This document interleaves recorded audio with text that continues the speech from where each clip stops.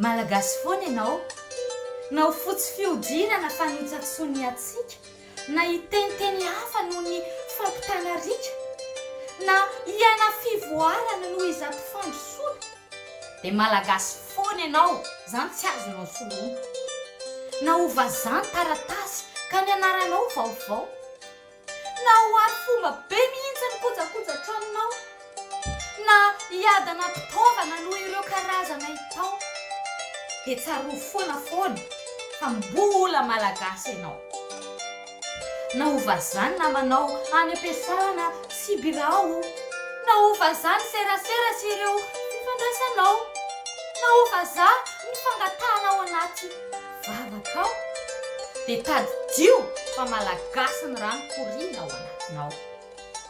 Koa ho anao raha malagasy izay nandao ny firenena, izay rehetra mila ravinahitra noho ny adidy izay nekena, dia tsarovo ny afatra sy teny ampitahina sy zaraina.